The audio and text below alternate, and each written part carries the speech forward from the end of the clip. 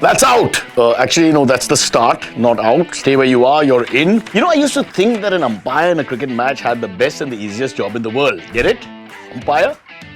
Before the slow motion replays, the DRS and everything, the umpire call would be the final call in a sense. There would be just the umpire call, nothing else in international matches with very, very high stakes.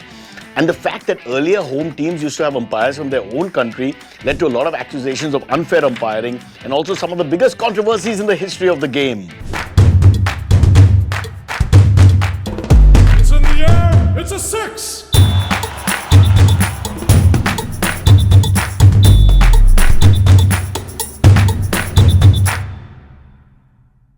Hello and welcome back to another episode of the Century of Cricket podcast brought to you by IDFC First Bank, where I talk about some of the most interesting moments from the world of cricket. So, how did neutral umpiring become a norm? Many believe that there were a lot of advantages given to the home team by their umpires.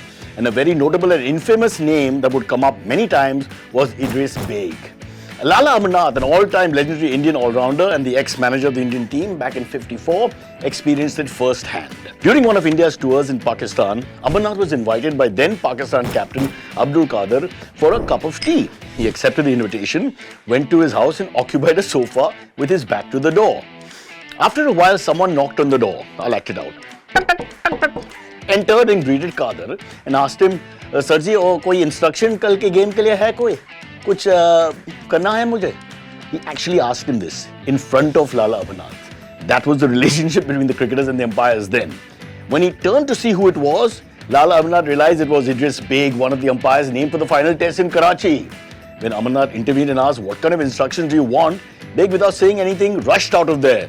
His actual expression apparently was, Now that's the only thing common between me and Baig Saab. We both don't know how to cheat or read the room. Lalaji then went to protest to the Pakistan Cricket Board and convinced Masood Salahuddin, the selector of the Pakistan cricket team and also the only qualified umpire available at the time, to umpire the test match with mutual agreement. Poor Masood. Because Idris was bad at cheating, bichara Masood had to leave his lovely air-conditioned room and work extra that day. That was an on-field umpire. Let me tell you, the money's not great. Unlike me, who doesn't even work on the days he is supposed to work. Because ever since I got myself an IDFC First Bank savings account, I've started receiving monthly credit with higher interest rates on my savings account. And also because there are zero charges on all the saving account services, I save more money than ever before. Imran Khan, being the great player that he is, understood this issue and proposed the idea of having neutral umpires. Yes, he's the guy. He felt that due to these allegations against umpires, the success of his very hardworking team was getting tainted and he didn't want that. So he became very vocal about having neutral umpires and he got the Pakistan board to pay for neutral umpires in the series against West Indies in 1986.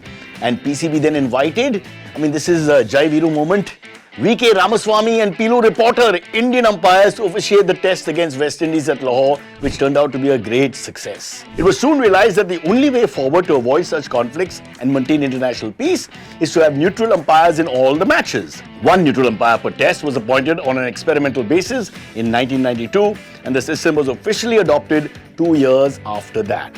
The natural progression to 2 neutral umpires in every match was made in 2002, which started with India's tour to the West Indies. So we were almost always involved. Some smaller countries asked for 3 umpires and 4 umpires. One even asked for 13 umpires, but I said no. There's a limit. 2 umpires is sufficient. As a result, umpires have now become the most travelled members of the cricket community and are no longer getting accused of partisanship. But the sweet, sweet irony of this situation is that statistically, home teams have fared better since the introduction of a neutral umpire. Can you believe that? My favorite part about this story is how Pakistan was at the forefront of this problem and also the forefront of the solution. Pakistan is a mystery no one can or ever will be able to understand. It's like if China caused the pandemic and also gave us the vaccine.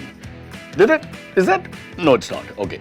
Now, because you stayed till the very end, here is a tip for you to stay safe online from IDFC First Bank and me. A scam which is getting very popular these days is quishing. Hanji, quishing. Although the name is cute, the scam itself is very evil. Now in quishing, the scammers will send you a QR code, you scan that and it will redirect you to a fake website created by the scammers which can store your personal information. To stay safe, never scan any QR code which is not shared by a trusted source and don't ever share any kind of information via QR codes. Got it?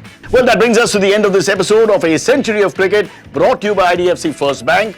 I will see you next week with another story or maybe another controversy. Who knows? Actually, I do. Bye. And as I go, I'm going to test your umpiring knowledge. Tell me what this is. That's right, 4 runs. Watch this. 6. That's right. Watch this. Huh? Take a jawab. Do you know? You don't know. 3. It's a 3. It's really a 3.